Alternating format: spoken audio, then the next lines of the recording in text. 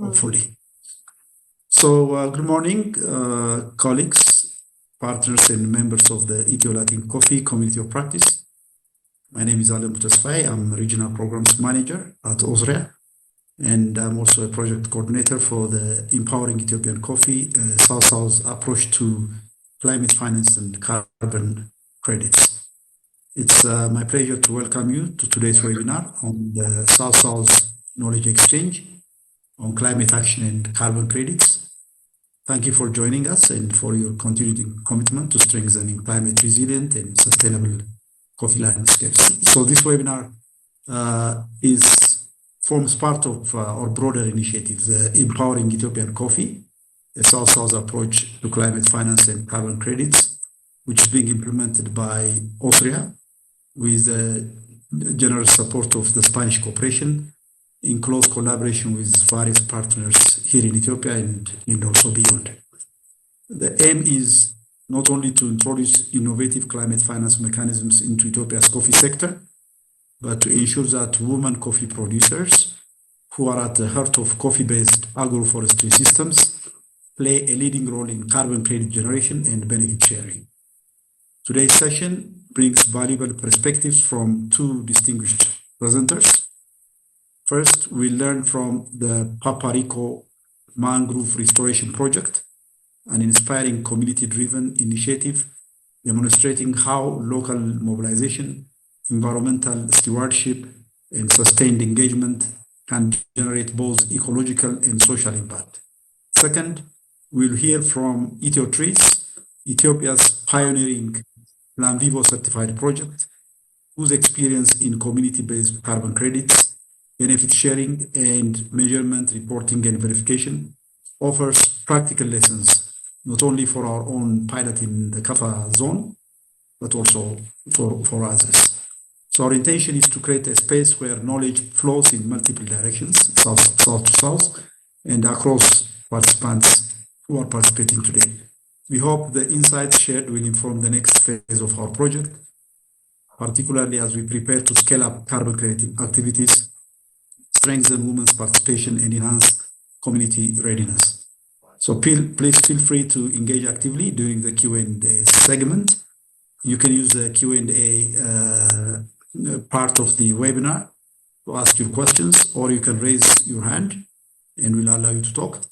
Your perspectives, questions, and reflections are essential to shaping an effective and inclusive climate finance pathway for smallholder coffee producers. With that, it is my pleasure to begin the program by inviting Dr. Johannes, who is a senior climate expert in this project, to say a little bit about our project, the Empowering Ethiopian Coffee through Climate Finance. Thank you once again for being here, and over to you, Dr. Johannes.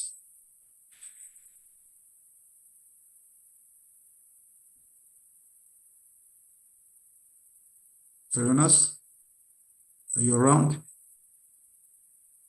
Let me see. Okay. No? Yes, we can hear you. Okay, great. Please continue. Good morning. Yeah, good morning, everyone.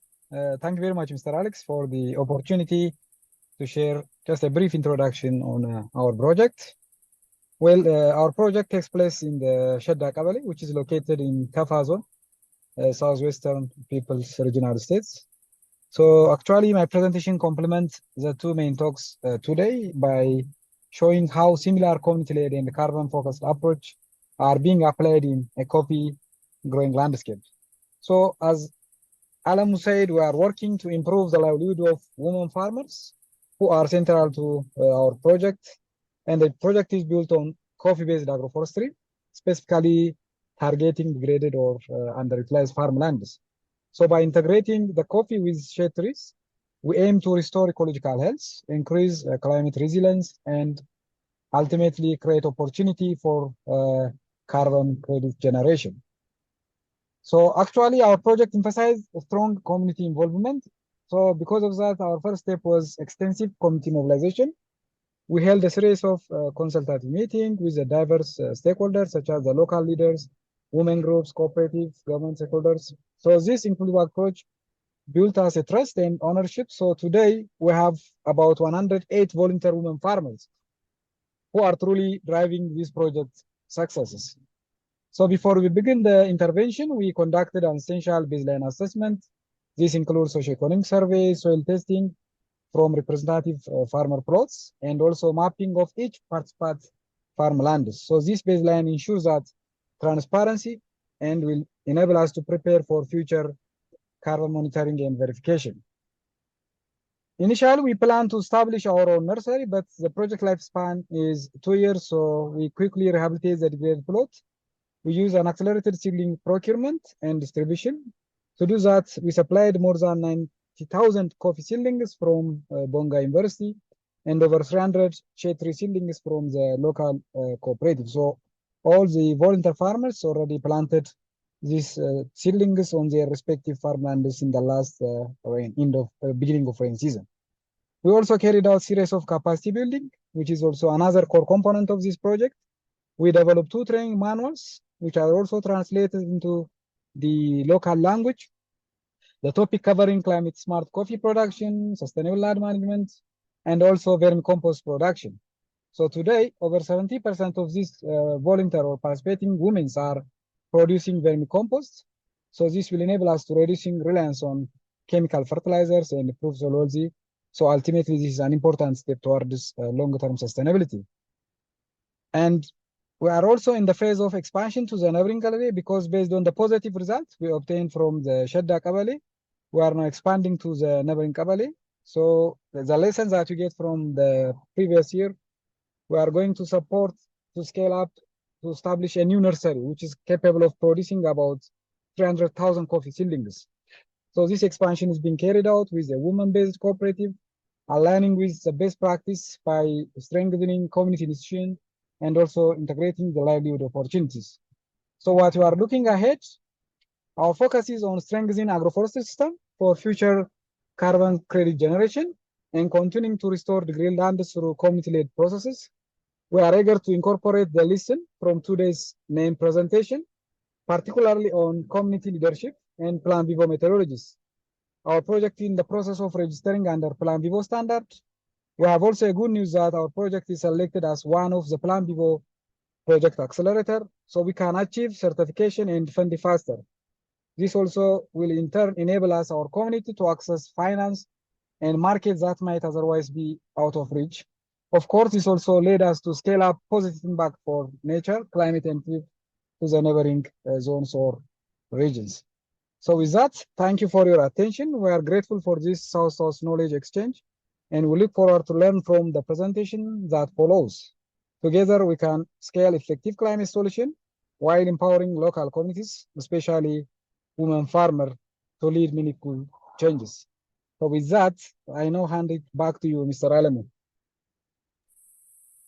Thank you. Thanks so much, Dr. Jonas. You have given us very good highlights of what we have so far achieved in our project. Thank you for your insights on that. If you have any questions on this, we'll allow you to ask your questions during the question and answer session. So next in our program agenda, we have a presentation. So the first presenter is Isabella Mansend. She is Chief Executive Officer of UMITA Limited from Kenya. She'll be presenting about community mobilization and best practices from the Papariko Mangrove Restoration Project. Over to you, Isabella. Mickey, can you put her presentation? Yeah, great.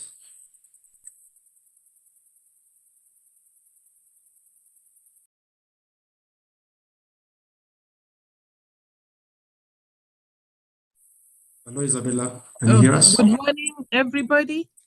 Good morning. Good morning. Yeah, thank you for inviting me to present at this very important meeting. I come from Kenya. Our project is based in Kenya at the moment, but we work in other parts of the world. The Papariko project is specifically a Kenyan project that is restoring the mangrove ecosystems. This project is the first blue carbon project in Kenya, certified by Vera. It has gone through certification. You know, Vera is a compliance standard. There are different standards. I see you are working on Plan Vivo as we work on the Vera standard. Anyway, the principles are the same. You have to follow the rules of your standard. Now, UMITA is a management consulting firm. It works in partnership with the Kenya Forest Service, which is a government body. And it works with another organization known as VLINDA. VLINDA is the one that supports us. They are the ones who have the platform for selling carbon, and they also link with investors. Now, how we mobilize communities, our entry point is actually the community forest associations called CFAs, because CFAs have been given the mandate by the government to co-manage forests with the Kenya Forest Service. You know, that then gives them the rights to utilize whatever is in the forest, because they cannot utilize public forests if they don't have an FMA. This is Forest Management Agreement.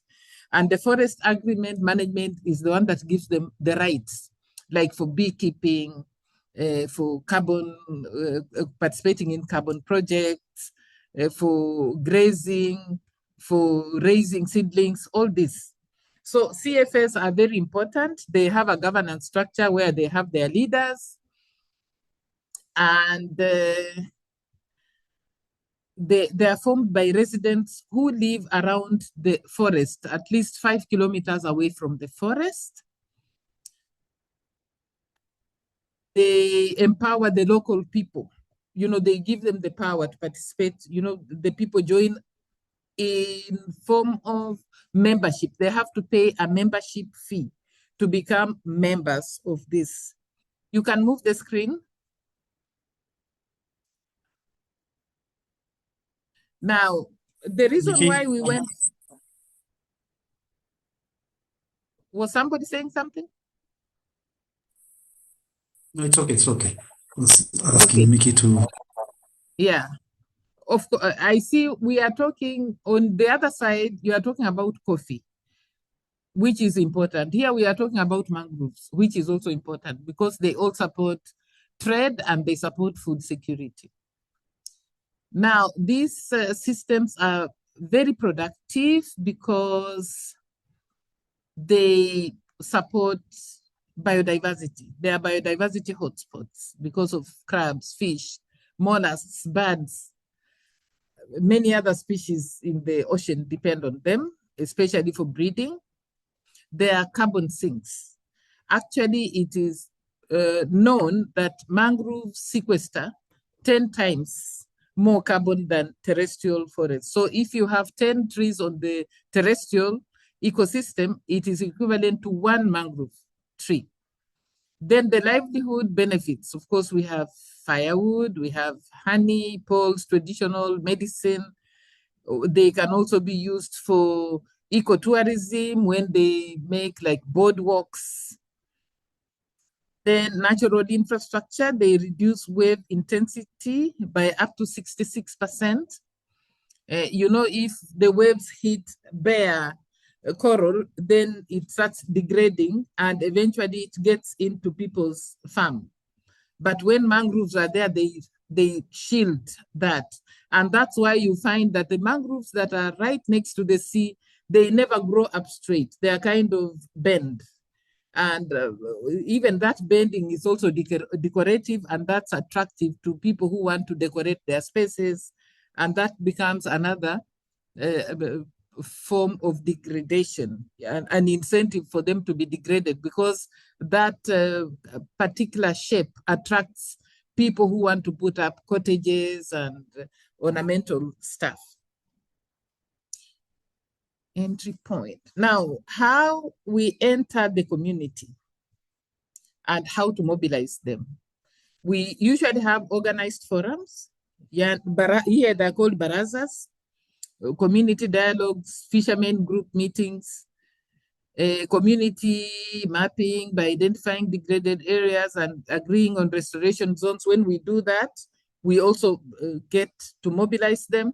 Leadership structures, we have the chairperson, committees, youth and women reps, and we usually sit with them when they have to make decisions or they sit on their own for whatever decisions they want to make. Grassroots coordinating, ensuring community members know the dates when they have meetings or events, what are their roles and responsibilities, especially during the restoration period.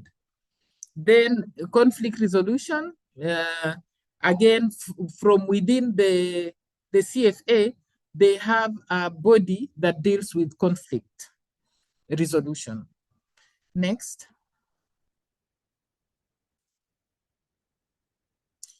Some of the outreach tools, like we have environmental days, World Wetlands Day, World Mangrove Day, World Environment Day, World Desertification. There are so many. Then we have the coast cleanup days.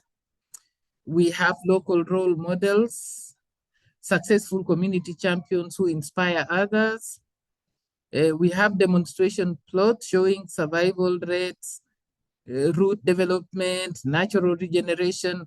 All these have been set up in the field where we are working, and it's open for people to come and learn.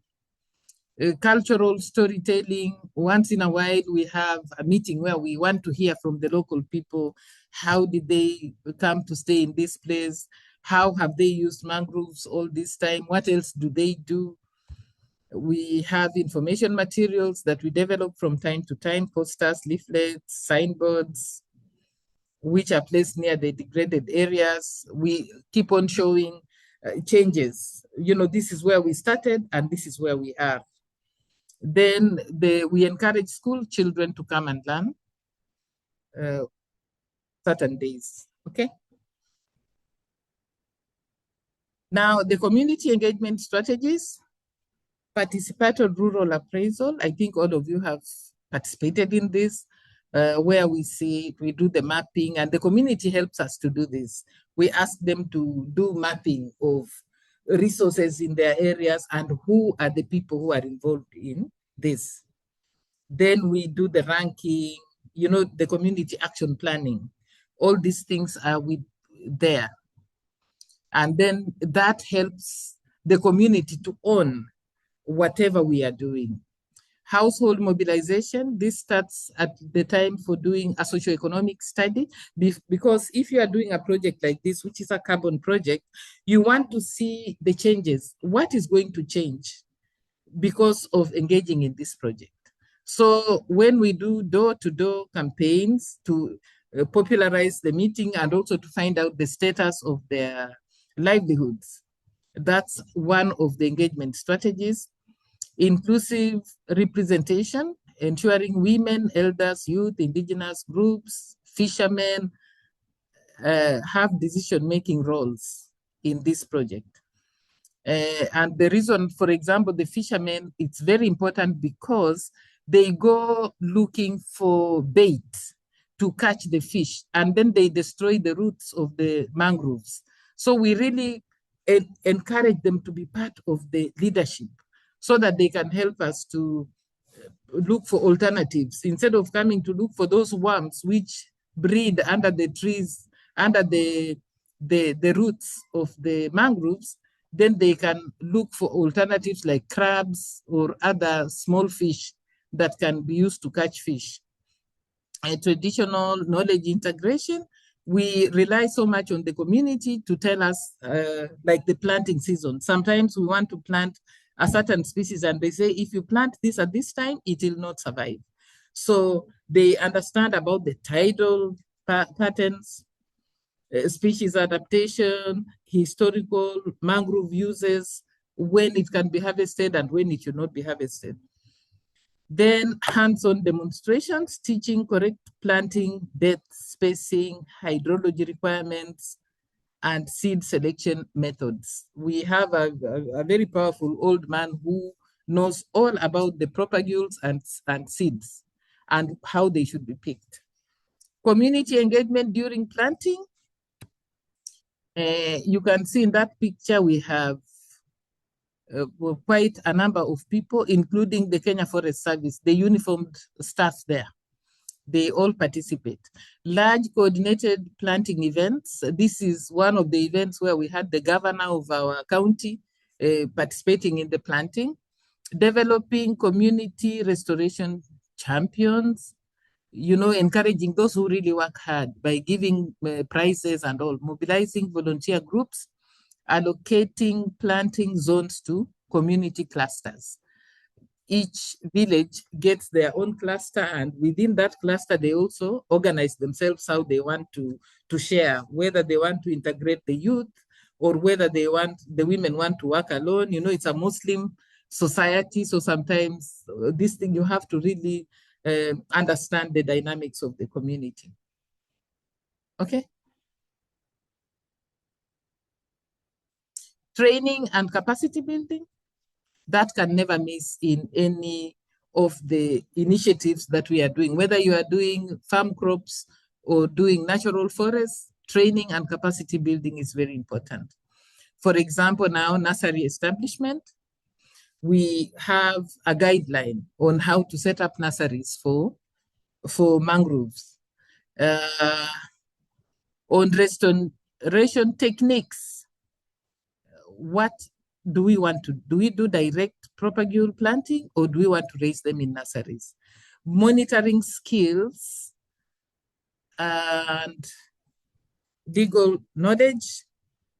That one also, we train them to understand how to do the monitoring. What are you monitoring? What are you measuring? What is the requirement? Does Kenya Forest Service have bylaws? Do they have their own bylaws when they're dealing with some of these species? We have 9 species in Kenya of mangroves, and some people have certain beliefs on some of them. So what is this? What do they believe, and how should they be handled? Okay, let's go on.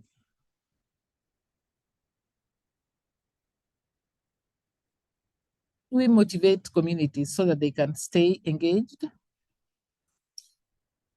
You know, carbon projects take between 20 to 40 and even to 100 years. In the case of mangroves, it has to be 100 because the lifespan of a mangrove is 100 years. But the period for payments is at least 40 years. So how do you motivate people to stay engaged? One thing that we have done is we make sure that the local people raise the nurseries, but we support them to do the nurseries. But we buy the seedlings from them when they are ready. And then we pay them. We give them money for labor. In that case, they feel that, you know, this is a very important resource because it has given me money in terms of the seedling, and then I've been given money to plant. And when they participate in monitoring to check the survival rates and all that, we also give them something. We also even give them food during the dry seasons or during the Ramadan period. We make sure that we give them incentives to, you know, to bring us together, to celebrate together, and also support economic activities like beekeeping, ecotourism, the bird walks, bird watching, handicrafts. When you visit us, you will definitely go away with some very beautiful mats and hats so that the sun does not burn your head. We employ the local community. Actually, like now we have 500 local people employed. They are paid because when they plant and then they sell the seedlings, they get a lot of money. Life has changed. And then they are looking forward to receiving these carbon credits, which should be issued next year. Because we've already done certification, and we got certification for CCB, that is climate, community, and biodiversity. And then we got SD Vista. This is Sustainable Development Goals. And this is the only blue carbon project globally that has received SD Vista. And then it's the first one in Kenya again with the CCB standard certified under Vera. So we are feeling that we are really doing quite good. We are working on a project that is going to generate very high level carbon credits. What are the social incentives? Strengthened community cohesion. In the beginning, it was not easy for the community to accept the youth to join them because the youth were rough. You know, they don't know that seedlings are babies. Seedlings must be handled like the way you handle a newborn baby.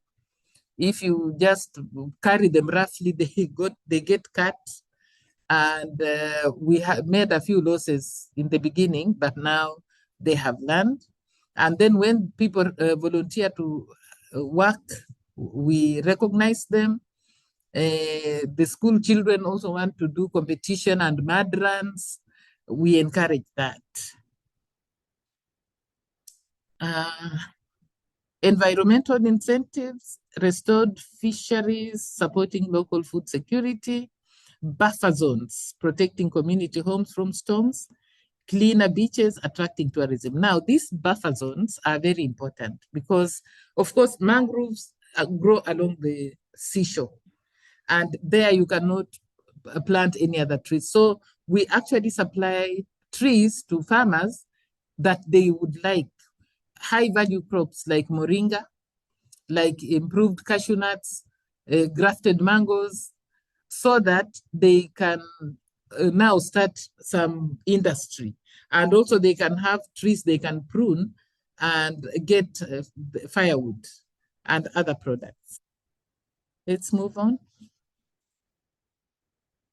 Partnerships and collaborations. We collaborate, of course, with the Kenya Forest Service. That's our first collaborator because the land belongs to them. Forests are under them. But we also need NEMA for compliance, and because all carbon projects must be registered through the NDA, and NEMA is the NDA. Kenya Wildlife Service, all that wildlife in the ocean is taken care of by the Kenya Wildlife Service. So they are very important partner on this. Research institutions, ChemFree, Kenya Marine and Fisheries Institute have been very instrumental in helping us with the baseline studies. We also have CareFree, who are responsible for research on trees. And then they are very good also at socioeconomic data collection. There are other NGOs and CBOs in the area where we work who are doing other things relevant to mangrove restoration, like growing seaweeds and helping communities to set up these ecotourism ventures. Private sector international partners. We have Linda, who are based in Australia. They are our first and best partners on this project at the moment. But we also get a lot of inquiries from the local banks and other institutions who are interested in working with us or learning from us.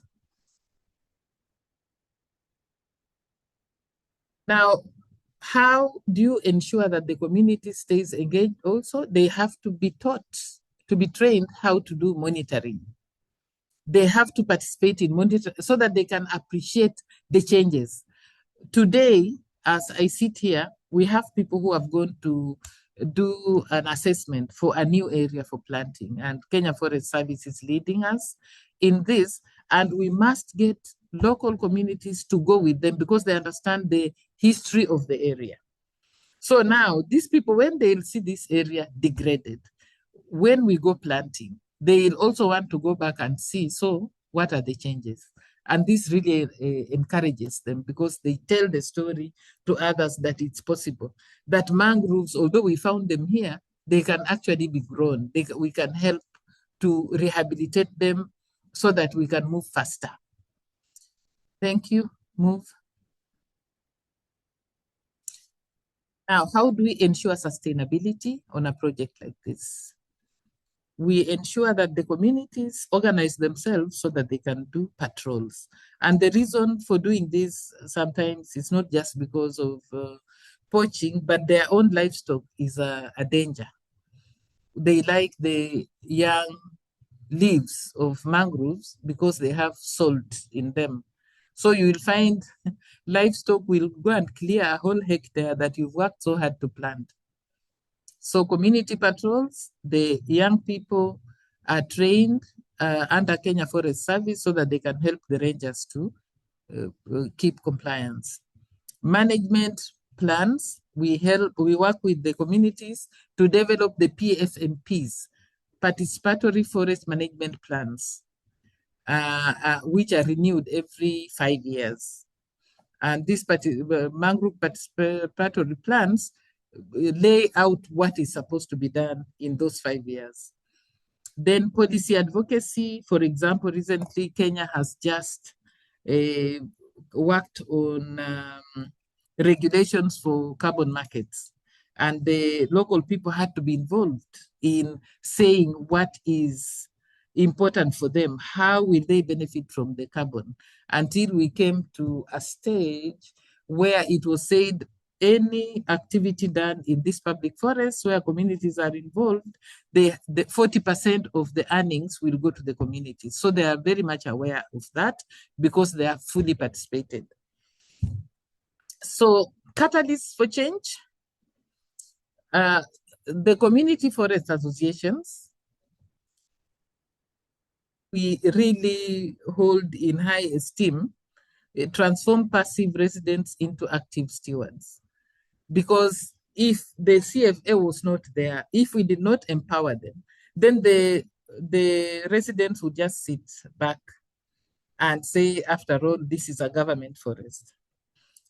Anybody can go and collect whatever they want from the forest, but because we have these CFS as our eye and as the ones convening most of the meetings that we want, because we want them to feel that they own this process. We facilitate and we are there to provide technical advice at all times. And this will ensure that this thing, the sustainability will be ensured. Thank you for listening to me.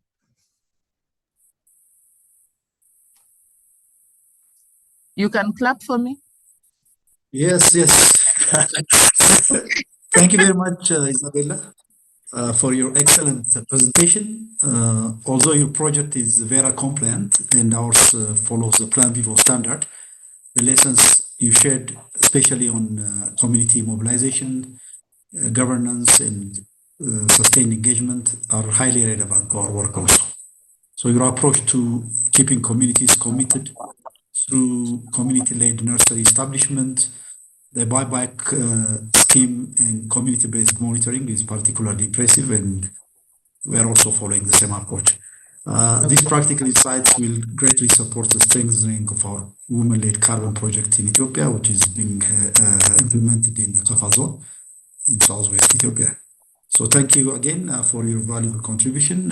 If there are any questions, I see some questions in the Q&A area. We'll respond to that later on, later in the question and answer session. So thank you, Isabella. I'll now go to Saifu to present the experience from EthioTrees, which is one of the pioneer projects here in Ethiopia, which has been certified in the Plan Vivo standard. So over to you, Saifu.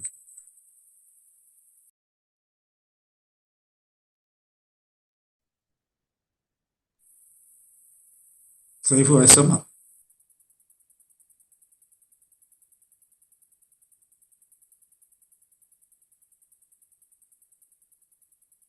Mselo.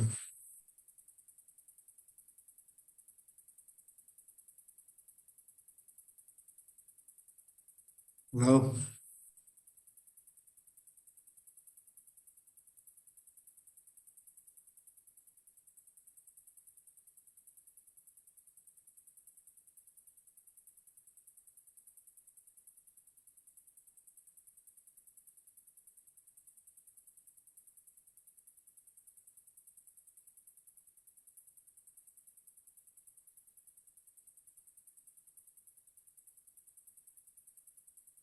ሰይፉ ከእንደገና ወይ ግባ እናውጣ እስኪ። ሄሎ አሁን ይሰማል፣ አሁን ይሰማል። ግሬት ኮንቲኒ ፕሊዝ። sorry thank you for the invitation my name is Saifu Gebrselassie. I came from Ethiopia, Tigray. Is my screen see in the my PowerPoint see in the screen? Yes, we can see it.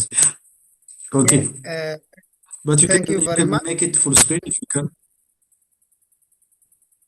Yeah, I will. Just as introduction, the redness was started in 2019 in Ethiopia, but the southern Ethiopia in generally in Hambo Association carbon credit was initiated 2019. A few years later, Ethiopia was started in Tigray or launched in Tigray, just as reducing the emission from deforestation and forest degradation. The role of conserving and sustainable forest management and enhanced forest carbon credits. It was legally established as Ethiopian Ecosystem Restoration Cooperative in 2016 in a specific area of one of the waradas of Tigray, Dogatemben, with a member of Giant University Geography Department and Mekelle University, jointly with 12 members of farmers from the surrounding. Recently, it was changed to association because of expanding and high demand of community. Then it was formulated as non-profit or association with two aims.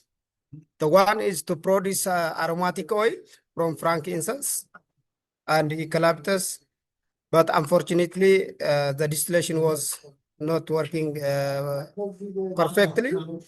But for the second aim is to provide innovative climate funds that deals with the environmental rehabilitation, improve rural household income for landless farmers in various villages of Tigray, and we are working on that on the second aim of our starting aim.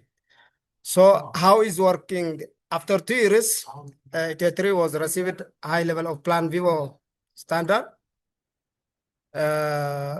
Just for the international certificate for getting the finance of carbon credit. The Plan Vivo standard is certified as a framework just to base it on the payment for ecosystem service.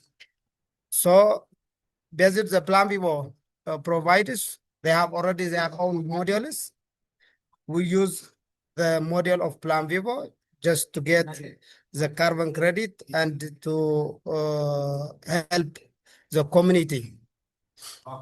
Just the project follows the Plan Vivo standard just to guarantee the carbon credits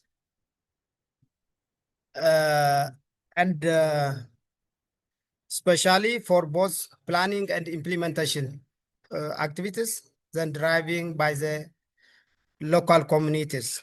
The Plan Vivo believes strongly just to have equal sharing of benefit, just to ensure that the Plan Vivo covers at least 60% of the share from the credits sold goes directly to the community. The other thing is how and what to do the implement. Ethiopia was formulated as a non-cooperative, as I mentioned earlier, with 541 hectares.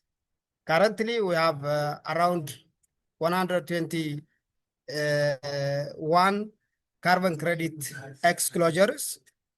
Exclosures means they are excluded from the intervention of human and animal interactions.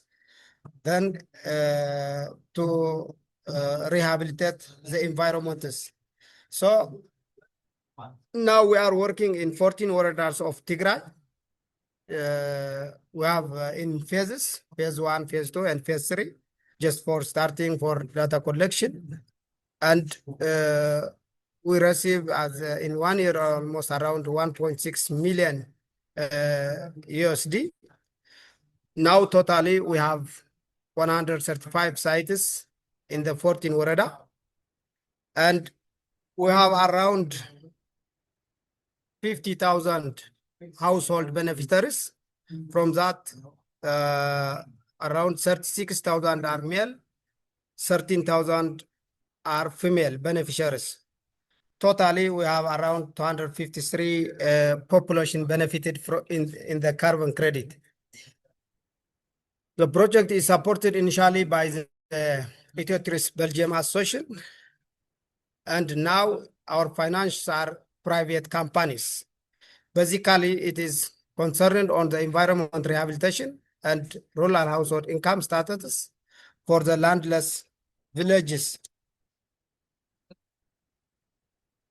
In totally, we capture or sequester 144,000 tons of carbon that was trapped from the atmosphere. Based on that, we receive the carbon credits. The main focus of the project is to increase forest cover, to protect the existing exclosure, and to enhance forest for related and livelihood and capacity of the community. The climate funds are not only used for finance ecosystem rehabilitation, but also investments are also made in drinking water, ecosystem rehabilitation, school facilitations, as well as development of economics, such as honey and incense by cooperatives. We have the monitoring system. Based on the Plan Vivo monitoring system, we had 2 times. The first verification was evaluated in 2017 as a baseline. The second one is in 2023, just based on the Plan Vivo system. Already Plan Vivo have their own mechanisms for verification systems. Then they perform or they measure all the activities on the ground. The rate of annual change from the verification report, we had a good increment. Just the total sequestration rate was getting 11.4 ton carbon per hectare. Just this is a positive impact, slightly higher than the initial product is around 10.3 carbon per hectare. The result was interesting and getting additional rewards around 2017, 273,000 or USD or 35 millions, because having a good rehabilitation activities on the ground. The main changes are just as to see the flora species are rose from 70 to 99 in 2004, while the biodiversity is increasing from 2.2 up to 2.6 in 2003. There is also good in environmental rehabilitation, increased groundwater availability, and so on. The other thing is, what was done at the beginning was just the first thing is the willingness of the community. We always follow very fair and enforced consensus from the community. They request first by themselves, and we facilitate on the data collection. The second one is in every exclosure, we make a reconnaissance survey, just to conduct to monitor or to collect the data. The third one is the data collection methods, just for monitoring the carbon sequestration. We use the protocol from that was developed by Mekelle University, Bureau of Agricultural Natural Resource the Regional Bureau of Agriculture and Natural Resources of Tigray, with forest projects that measures the biomass measuring and the soil sample has to be taken. Then all the protocols are including this basic issues. We had also used the GPS reading in all sampling because we always resampling after 5 years. So we have already the baseline of for all our samples GPS reading. In every exclosure, we have also 12 member of communities representatives just to prepare the baseline map and future map of the exclosure. That means what they want to do on the future. Actually, the project is for 20 years.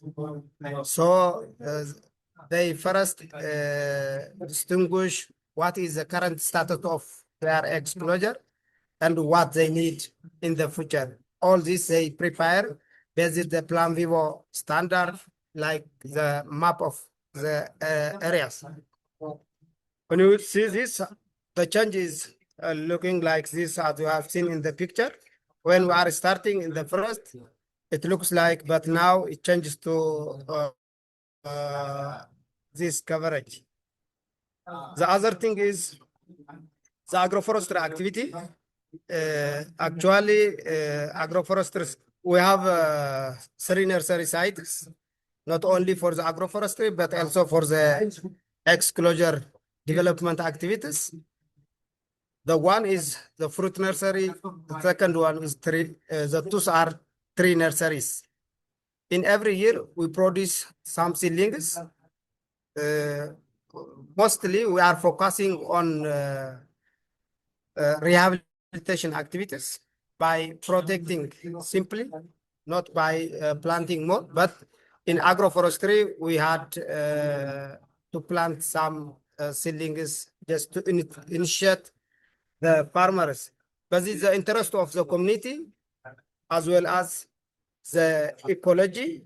We produce some seedlings as we have seen in the screen. The agroforestry practices are introducing in 2013.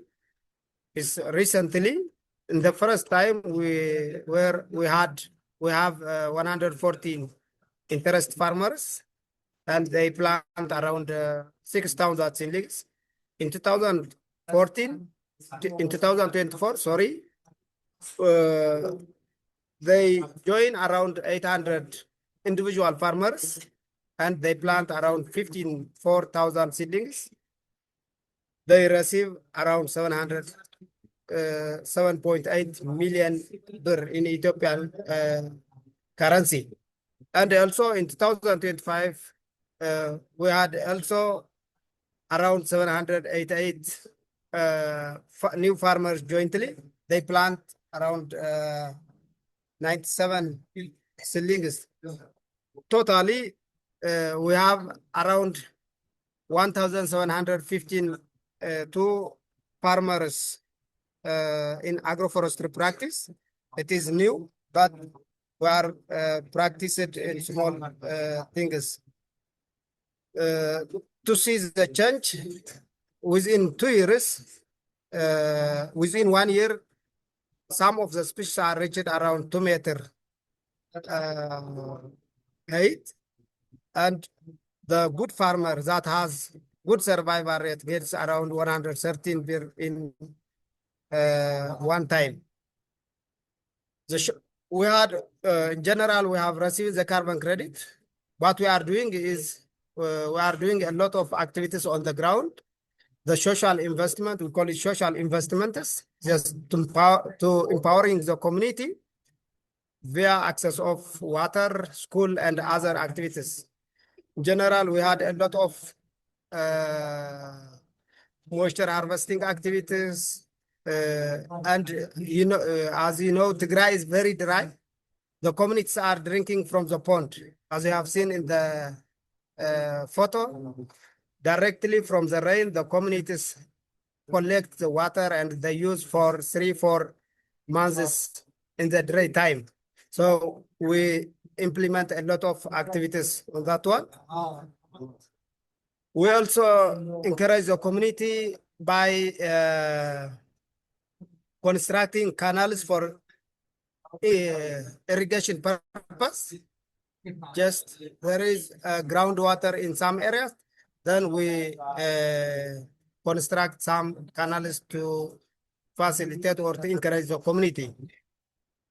The other thing is introducing alternative energies for the to facilitate or to enhance or to mobilize the community. We support solar home system. Around 6,901 household was supported solar system. We also install one solar power at one high school just to empower the students. The other thing is construction of schools. Just to empower the community, we construct some schools. Up to now, in 2021, we were construct 8 classrooms just to make good class and to make quality education. In 2024-25, we also construct around 28 classrooms or 8 blocks. Then the communities are benefited. We also support on maintenance just to see the use on the shadow, especially in the center. If you see the photos, just we are making system suitable environment for the students. Just to see some of the photo for schools. The other thing is we have also a student project to incentivize school attendances, just to mobilize the communities to carry out their exclosures. Then the students are coming out from the community and we support school material for the communities. Sorry, maybe our time is fast. We also support or allow to take grass from the exclosures just to make ownership of the exclosure for the community. They use the grass from the exclosure. We also support some emergency supporters, especially since November 2020 because of the war. We support also some incentives for the community. The best practice in our project is already the exclosures, as I mentioned, the exclosures are well protected and the communities are interested to protect the exclosures. Conducting regular joint monitoring, review meeting with the communities. We had a lot of review meeting with community to enhance or to facilitate to increase the interest of the community on protecting the exclosure. We also receive the international certificate. Just it is good for getting the carbon credit also. We always provide or approach to be an effective and cost-efficient ways just to make practices. The carbon credit also highly appreciated by the community because already they know the benefit from that one, and it increases the livelihood of each households, and the community are very interested and they are good to adapt the system. The matching practice also local content, the better acceptance community and government increase and adoption of the exclosure is good. Conducted assessments reflecting and funds sharing results with partner also had greatly improved with sustain of the project. The project always follow or give and take ideas with the stakeholder, with the communities. the Plan Vivo investments, the communities themselves decide to what they need, because we always follow the bottom to top approach. So this is one good practices. They allow also to cut and carry. We also create a job opportunities, because different users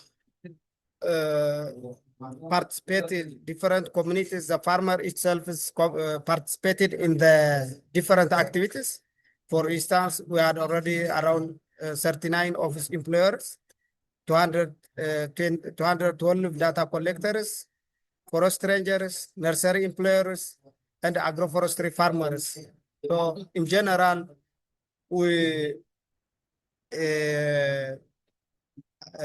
benefit around 13,000 labor force and water conservation activities. The main challenge is the politics, lack of participation plans, effective bylaws, few resource conflict also in sharing there is less community participation on due to the surge. You know that Tigray currently is under the surge. There is also some lack of access on transportation, high inflation rate, shortage of high and high price of industrial material. For solution, or maybe the time is up. Thank you for attention and for all.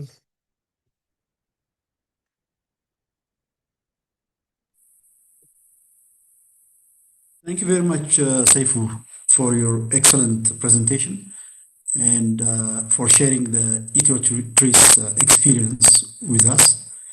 Your insights into Plan Vivo certification, community engagement, and also benefit sharing mechanisms are extremely valuable for our project and for others as well. The way EthioTrees empowers local communities, strengthens governance structures, and ensures transparent carbon revenue distribution is truly inspiring. So your practical lessons on the monitoring, the tree survival, on long-term sustainability will greatly help us as we advance our women-led carbon initiative in Ethiopia. I sincerely appreciate your contribution and thank you for that. So now, as you have said, we are running out of time, but I hope participants will keep on listening. So we'll have a quick question and answer session. Dr. Trevena, if you can facilitate this session for us, please.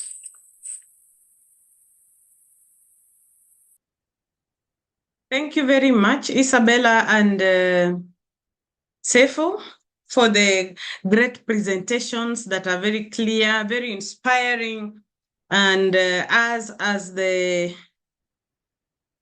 with our project, we are looking forward to also achieving the gains that you have already achieved. You've made a lot of milestones so far. So I would like to invite the plenary if you have any questions. We have for some the questions. two of them. Yeah, we have some questions in the Q&A area first, and there are some people who have already raised their hands. Record. There are others.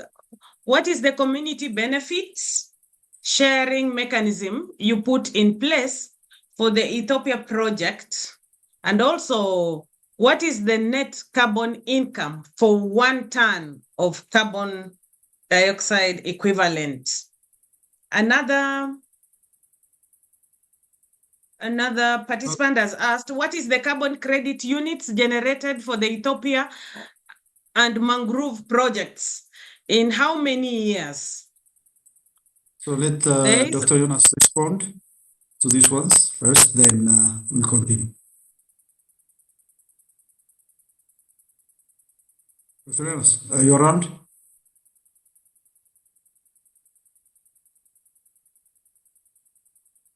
I don't think he's around, or let me see. No. Hello. Yes, we can hear. Please, could you please? Continue, please. Yeah. I didn't hear the question, please. Come again.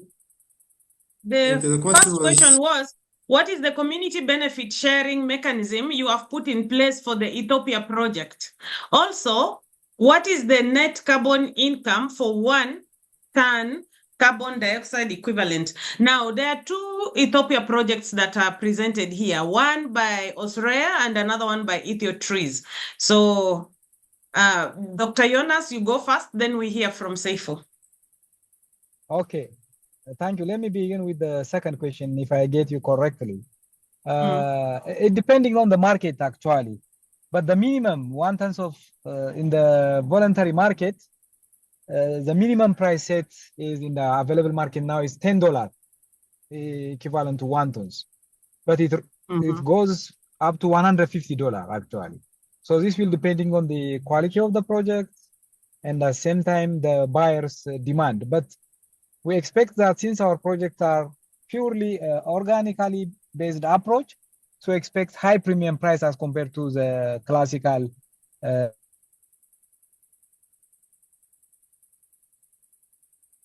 Yes, Dr. Seifo.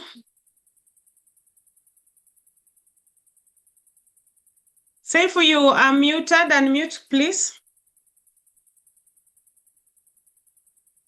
Alemu, can you assist? Yeah, Saifu, unmute አድርገው መጀመሪያ mute አድርገዋል. Hello? Yes, yes, we can hear you. Yeah. Sorry. Yeah,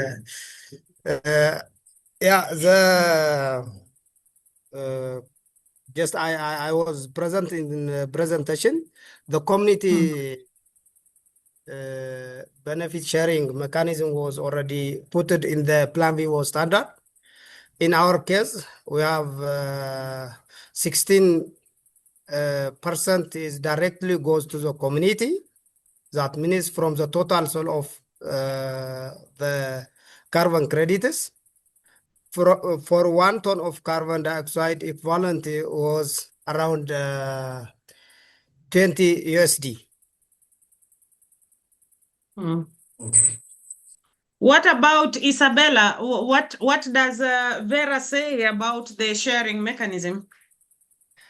Just the sharing mechanism is already the Plan VO is put it the sharing mechanisms. We had, as I mentioned, we have already 135 exclosures. Then we have an allocation by the size, and 50% is by the size, and 50% is the amount of carbon dioxide sequestrated in each exclosures. Then based on that, we distribute it to the community. And in our case, we didn't pay for communities. What we had done is we implement the social investment. Yeah. For instance, as I mentioned, we construct the schools, we construct water ponds, we construct the current problem in the community. But in the wartime, we were distributed the money just equally for each households, not only for per person, but for each per household. Thank you, Isabella. If you can hear me, what is the sharing mechanism that Vera has put in place for you? No, Vera does not give us the sharing mechanism. They give you a formula for setting up the project. Our benefit sharing is directed by the Kenyan law. Under the carbon regulations,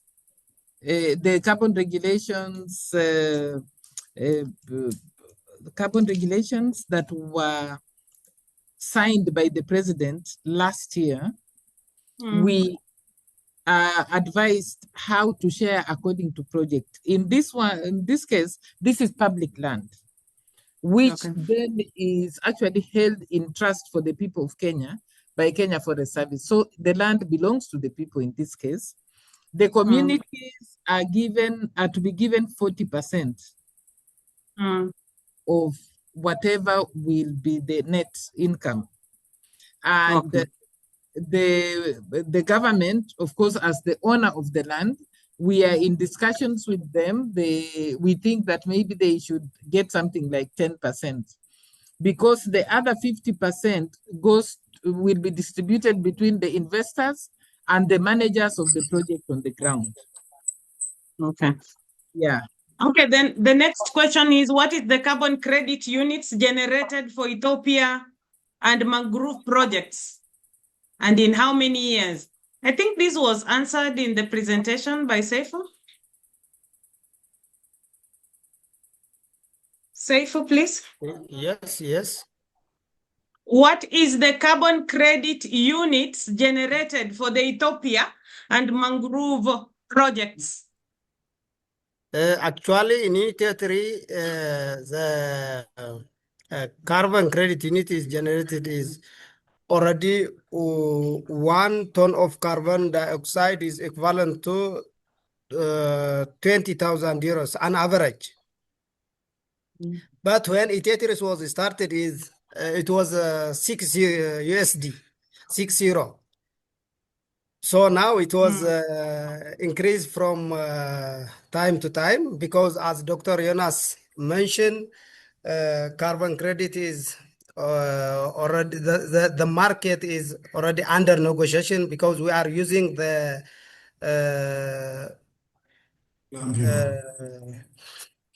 voluntary carbon system.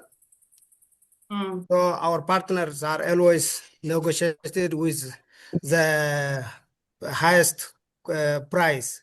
So currently we are getting 20 USD per 1 ton of carbon dioxide. Well, we are hoping to pay people up to 40 years. And in total, at the end of it, I think we have generated maybe 1.3 billion credits or something. You know, now the price depends on, it fluctuates. It's like the stock market. But I know for the best blue carbon credits from mangroves, it's between $65 to $600. Imagine, depending on who's buying. So, but let's be modest. Maybe let's say $42 at the moment, but we hope it can go up to even 200, so that people can actually benefit. It's very hard work to plant mangroves. That should be taken. Thank you. Yeah.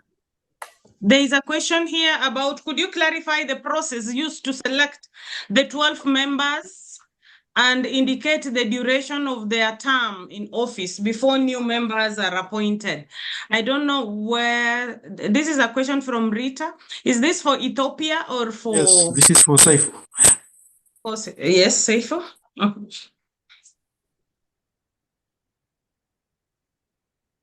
Hello, Seifu. Yeah. Take it on. To select the 12 member, as I mentioned, the first thing is we are always working with free and fair with the interest of the community. We don't enforce the community to join to us. So the community itself, they select 12 members as a representative for preparing plan, for leading the meetings, for proposing what they need, and for preparing the plan vivo maps. But in the first, we had two types of 12 committees. The one is we have already, as I mentioned, we start Ethiotrus as a cooperative. Just to make cooperative, we should have some members. Then me and some of our colleagues from Belgium select the 12 members from different tabias, just the administration of, for administration purpose. Because at that time we don't have any options to start the EthioTrees. Already the Belgium guys, they are coming as a research activities for research purpose. But they need to support the communities. So because of that, we established 12 committees as a cooperative. If it's clear. Yeah. I hope, Rita, Then your the question has 12 been committees answered. are the main actors or the main evaluators of now the EthioTrees association. So the Ethiopian team, EthioTrees, used the cooperative approach. We also had the Osorea is also using the same, but initially Dr. Jonas had talked about the community members from the Kebele being volunteers joining the project to plant the trees. So the next question is again for Seifu and I think Jonas. Before I go to the questions for Bella, Marta is asking, how do we make sure every CFA member gets the same amount of motivation, and what procedures are in place for that? What procedures are in place for that to ensure that every member gets the same amount of motivation? I think this also incorporates the Paparico team, the UMITA team, because he's asking about PFMs incorporated in CFA, or do they work independently? I repeat the question. How do we make sure every community forest association member gets the same amount of motivation? And what procedures are in place for that? Secondly, does PFMs incorporate in CFA, or do they work independently? Actually, the community forest we don't have community forest association. We have already community representatives because the exclosures are managed by the communities, but we didn't call it. We didn't register as a community forest association. They have already the use of right, but they don't have the proper right. So in our case, what we are doing is just to have the same motivation. First, we tell what the aim of the EthioTrees, what can get from EthioTrees if they are joined willingly. We have already experts for motivation the farmers. We always working strongly with the government offices, with the government staffs. Then they know how to motivate the farmers. But they don't have legal community forest association. They have already what you call it an administration level as a watershed level. We use with based on that. Maybe the second time also we don't have participatory forest management. I think now we are coming to prepare new document because of Just we have already in Ethiopia the new proclamation for carbon credit. We are ongoing to make. Thank you, Saif. I Yeah, think the sorry. Thank question you. was for Isabella also. For Isabella. Oh, Yes. it is Kenya, so I was wondering Kenya. Kenya. Yeah. Okay. Oh, For Kenya. Kenya. Yeah. Okay. Yeah. I think for us, the community forest associations cannot operate well without the participatory forest management plan, because this participatory forest management plan lays out the programs that should be done in that forest for the 5 years. Now, the participatory forest management plan is executed by forming user groups. And user groups are based on the user rights, which are contained in a legal document called the Forest Management Agreement. The Forest Management Agreement is something that the leader of the CFA must sign together with the head of the Kenya Forest Service, the Chief Conservator of Forests. And that gives them the mandate to give rights to people like us now who go to the forest to work with them as implementers or investors in whatever we want to do. You cannot work in any Kenyan forest without going through the CFA, who have been given the power by the government to share their rights with other people. So how do people benefit from this PFMP? You have to be a member of a CFA, so that then the rights can also be given to you as part of the community. Thank you, Isabella. How did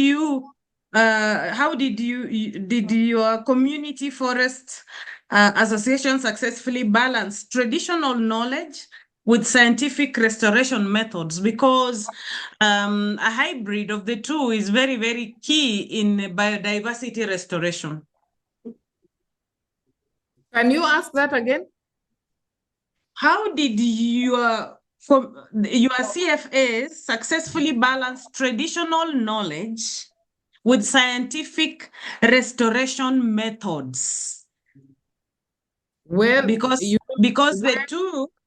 the hybrid of the two is very critical in biodiversity restoration. Okay, as I told you, our baseline studies were mainly conducted by Kenya experts from the Kenya Marine and Fisheries Institute. In Kenya, the Kenyan Constitution recognizes traditional knowledge in the first place. So when they come to the ground to collect any information, the local people must be part of the team. I have told you today we are in Mutwapa Creek, where we are assessing new sites for expanding the project. And the local people are there because they are the ones who understand the history. They are the ones who will tell you what species does better where. So it is very important that their input is sought from the beginning. You don't bring them later.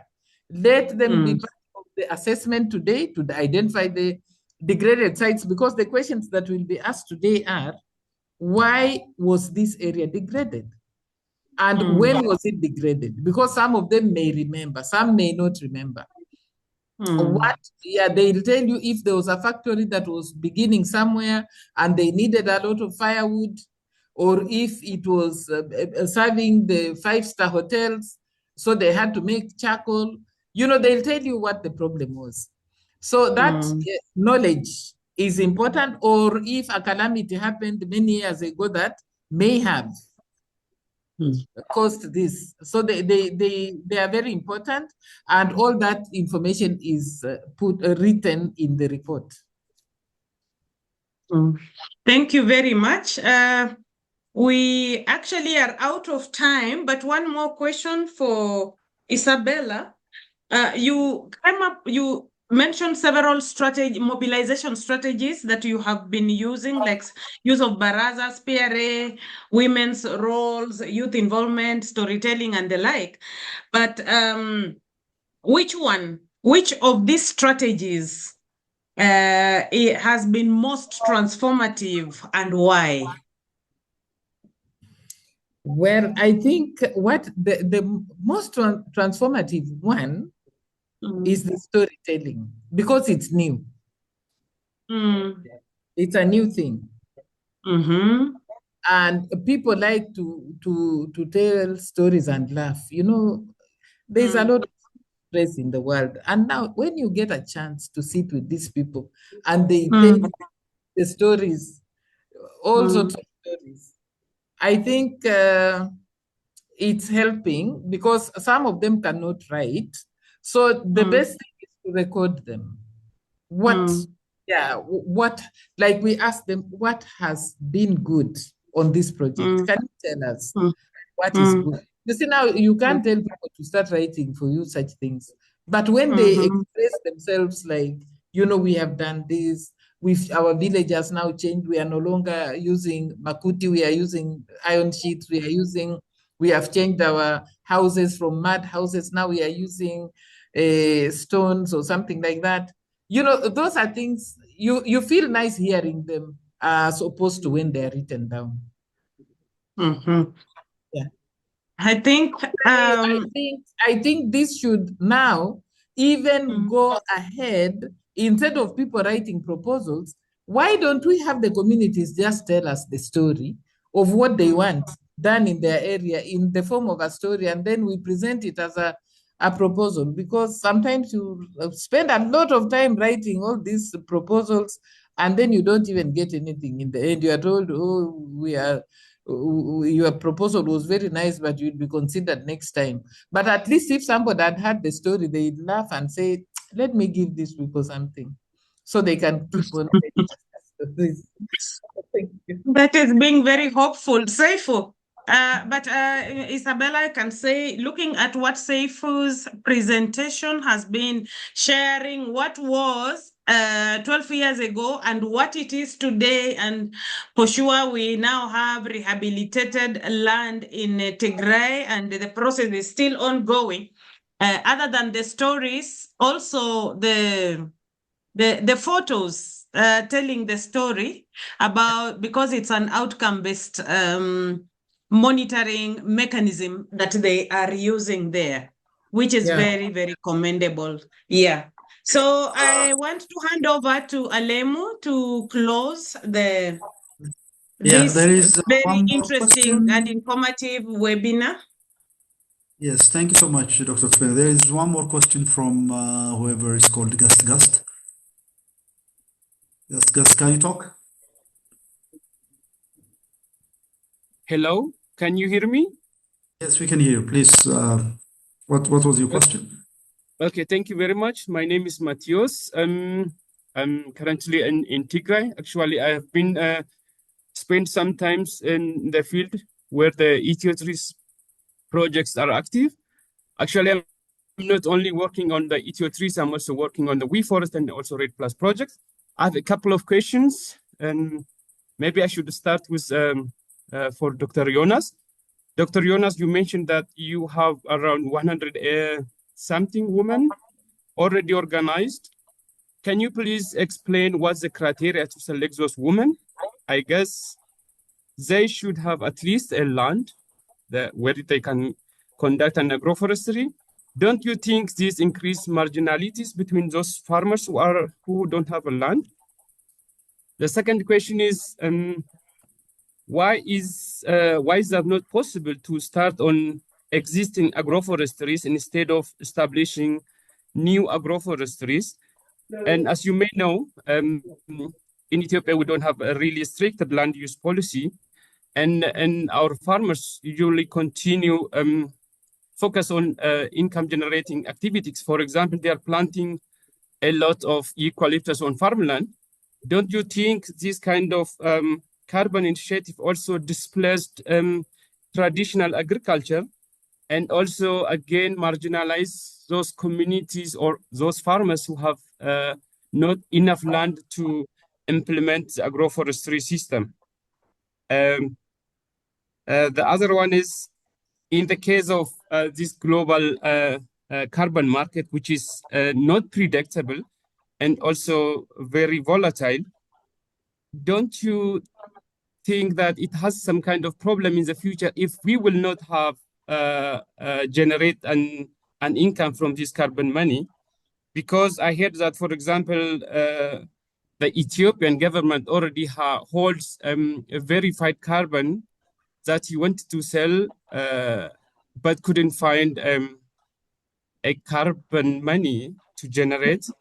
So, which might be then kind of say, broke the trust between farmers and your organization. Thank you very much. Thank you, Sorry. Gus. Mikias, is it Mikias? You said Mikias? No, Matthias. Matthias.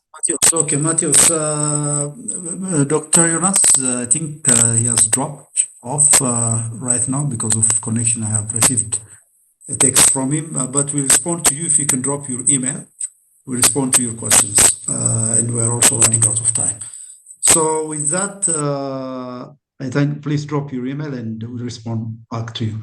So thank you all for joining us today. I'd like to express my sincere appreciation to our presenters, Isabella and Saifu, for sharing such rich and practical experiences from both the Paparico Mangrove Restoration Project and the EthioTrees Plan Vivo initiative. Your insights on community engagement, governance, nursery development, MRV, benefit sharing will meaningfully inform and strengthen our own women-led carbon project in the Kaffa Zone, Ethiopia. My gratitude also goes to our participants and partners across the EthioLatinCoffee community of practice for your active engagement and continued support. Today's exchange reflects the true spirit of South-South cooperation, where learning flows across countries and communities to build stronger and more resilient climate solutions. So we look forward to continuing this collaboration as we advance our carbon credit pilot and expand our knowledge sharing platforms in the months ahead. We will be having similar kinds of webinars in the coming months, and I hope you will participate in those also. So thank you once again, and we wish you all a pleasant day. Thanks so much. Thank you all. Thank you. Thank you. Thank you. Thank you. Thank you so much. Thank you. Thank you. Okay, bye. Bye-bye. Bye.